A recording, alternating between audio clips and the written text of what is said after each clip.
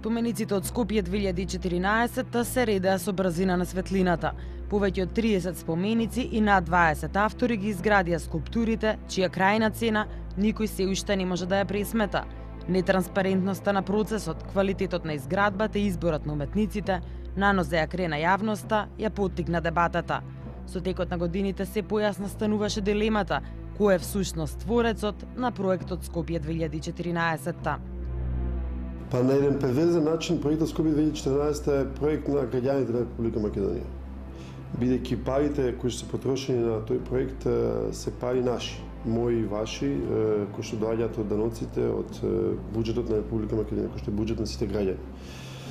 Велом превезен бидејќи владетелот на Република Македонија во последните 6 години Никола Груевски, кој е автор во буквална смисла на зборот и идеен креатор на проектот Скопје 2014, не си направи скулптурчиња во неговата градина каде што живее во неговиот двор, туку со нашите пари, со нашите 500 милиони евра, со нашите пола милиарда евра направи проект кој што има една единствена функција: да го оспоменичи, да го камени, да го втемели времето на владетелот Никола Груевски. Сите укажувања, дебати укажуваат дека тоа е идеја на премиерот и дека е тоа така реализирано.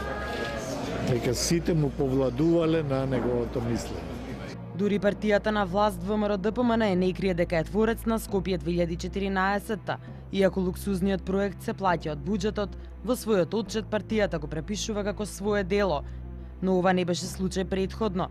До парламентарните избори во 2011 најкрупниот проект не беше спомнат во ниту една од дивните програми. Но како се редеа спомениците, така кај партијата растеше гордоста од она што го создаде со јавни пари на јавен простор. Јас стојам за овој проект. Сметам дека е добар, квалитетен и корисен и дека нема ништо лошо во него. Да, јас го поддржувам и ќе го поддржувам овој проект. Ако авторството на луксузните градби е политичко, тогаш какво е авторството на сите негови објекти? Дали авторите на спомениците и зградите од проектот соодветствуваат на приликата? Дали неголемата јавна инвестиција во културата е спроведена од најдобриот и најквалитетниот човечки и уметнички потенцијал на оваа земја? Кои се изведувачите на Скопје 2014? Дел од нивните имења пред Скопје 2014 не беа познати во јавноста и немаат искуство со јавно вајарство, нешто што индиректно го призна дури и премиерот. Сите напади кои ни криви ни должни ги преживеа и уметниците на објектите од проектот Скопје 2014. Можам да констатирам дека ги направија некои од нив познати, а некои барем попознати од претходно. Се разбира на база на своето дело, но со голема помош од противниците. Посебен белег остави оваа жена, магистирката по вајарство Валентина Карамфилова-Стевановска. Иако се појави како тотален анонимус во уметничките кругови, таа влезе во македонската историја како досега најплатениот уметник со најголем број капитални дела.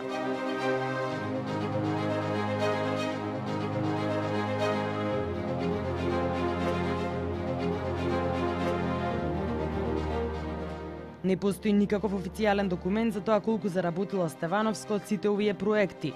Она што се знае дека само за неколку години таа успеа да ги надмине и во заработка и во број на проекти, децениските биографии на познати уметници и архитекти. Кои се тоа уметници што можат да имаат такво искуство, кога се знае дека доскоро кај нас многу малку се инвестираше во јавните простори и во уметноста во јавните простори. Тоа е точно дека е многу мал бројот на уметници што имаат такво искуство, меѓутоа постојат уметници од постарите генерации, значи пак се враќаме прашањето на генерации, кои навистина имале огромно искуство во време на поранешна Југославија. Биографијата на Валентина Стевановска почнува од тука. На ова место во 2006 година била поставена скулптурата на Љубен Лапе. Сега оваа скулптура е преместена во внатрешноста на училиштето. Ова е единственото јавно вајарско дело на Валентина Стевановска пред да почне изградбата на луксузниот проект. На нашите прашања во врска со низиното претходно искуство како вајар, Стевановска одговори на писмено.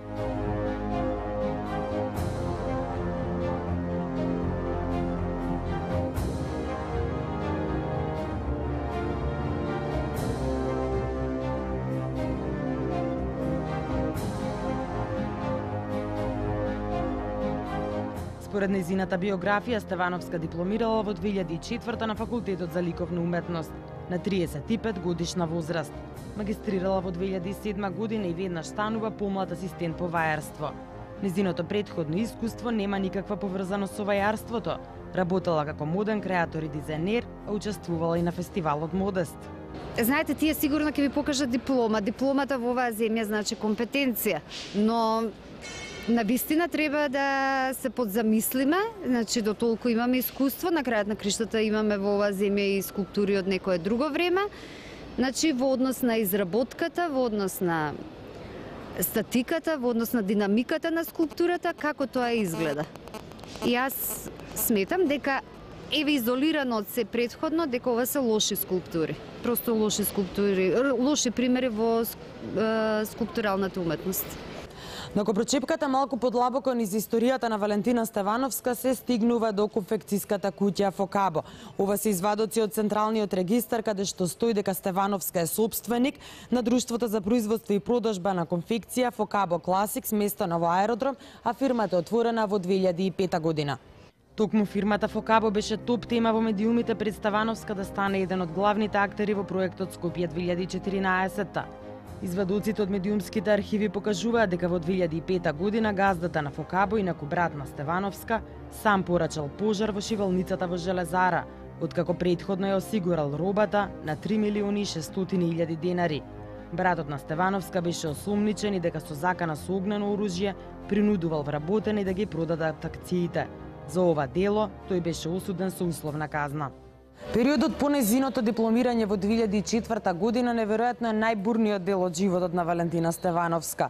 Преку сомнителни активности преку фирмата Фокабо, потоа следува магистратурата во 2007 година, академската позиција и на крајот станува најплатениот уметник од проектот Скопје 2014. Вака засега се одвива животниот тек на Стевановска, а незините хонорари неверојатно за секогаш ќе останат скриени во архивите на Министерството за култура и на општината Центар.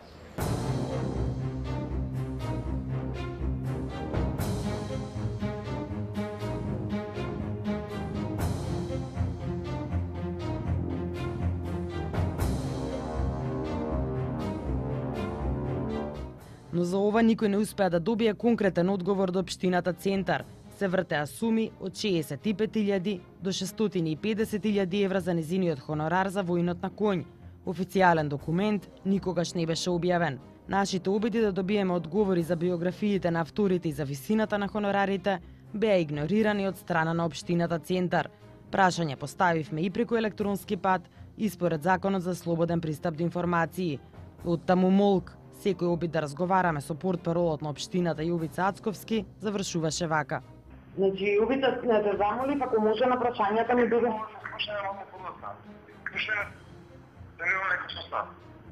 Проектот толкав домен и толкав размер никаде не се појави за овој проект еден тим со имиња каде што ќе стои точно кој е иницијатор на проектот, авторски, значи кој стои за проектот, кои се учесниците на тој тим, од кој аспект и така натаму. Дури нема никакви податоци за тоа кои биле членови на жири, комисии при одлучување по тие конкурси. За мене е многу проблематично во оваа тендерска влада, која што само распишува тендери, како тие се распишуваат и според кои критериуми тие ги носат одлуките и кој ги носи одлуките.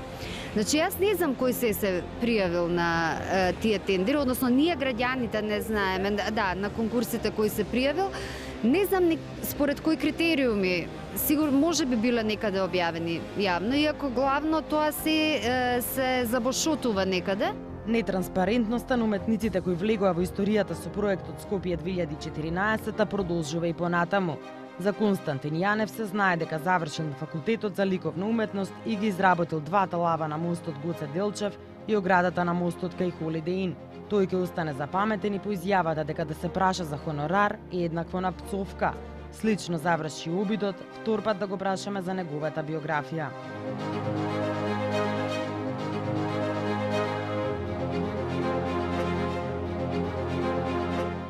Па така, колку од буџетските пари се слеа на сметките на уметниците остана тајна. Ја знаат само креатурите на проектот и нивните сопруги. Не знам ни тоа, жена ме ги води тие работи.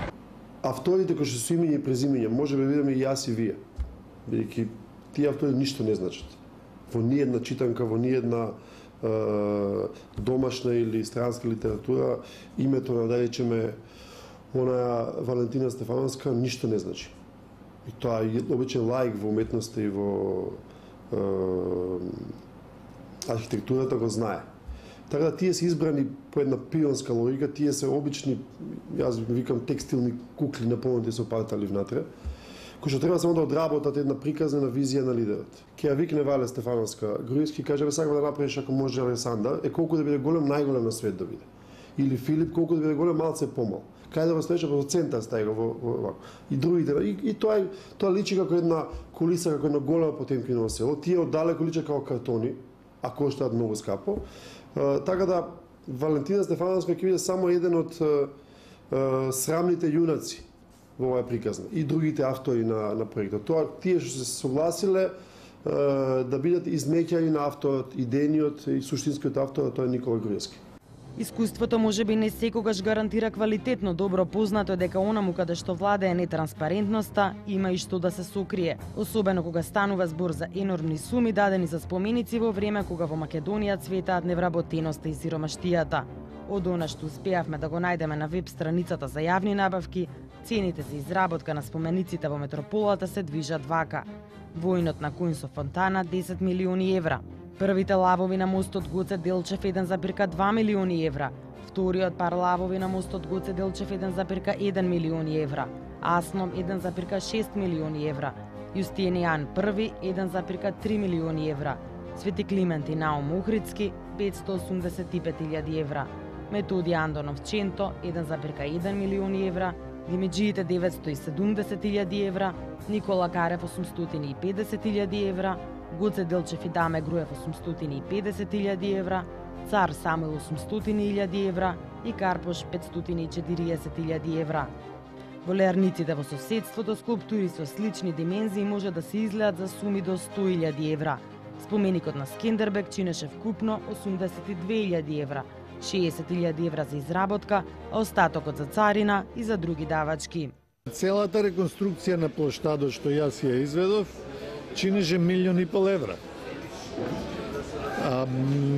Сега мислам дека секој споменик поединечно чини повеќе од целиот плоштад. Не е чудно и не е случајно што кај нас се случи преку уметност да се случуваат некои исто така многу сиви ситуации. Сумите кои ги добиваат светски познати вајари за проекти од, да речам сега, не може би споменички карактер, туку јавна скулптура, се многу пониски кога станува збор за вистински светски звезди. Ќе го спомнам Ричард Сера, за чии проекти многу често се одбивала различни полемики во јавноста и дури познат еден случај со германскиот проект негов, кој беше оспоруван за 10.000 евра хонорар.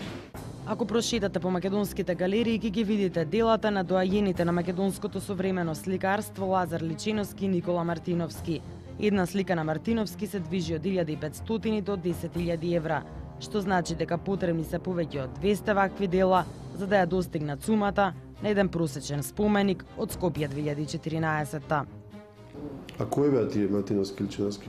Тие луѓе кои феите на македонското сликарство практично исчезна преку ноќ под силните чизми на Скопје 2014.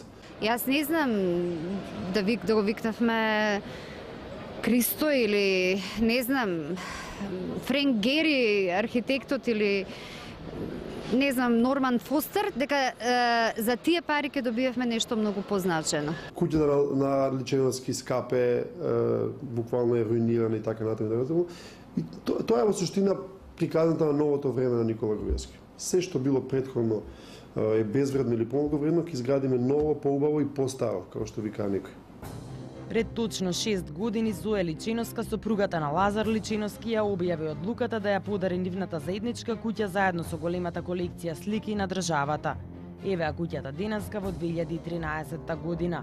Иако најавено уште во 2010 запечатените прозорци за поставената куќа која беше мета на кратци и пожари, Остана само да сведочи за заборавот на старите вредности на сметка на новите, многу поскапи и поголеми, но со голем знак прашалник околу квалитетот, компетенциите и мотивот за нивното поставување. Признаените автори и дела паднаа во заборав, ги потиснаа оние анонимните, чии дела ќе останат да сведочат за едно екстремно, скапо дисциплинирање на народот.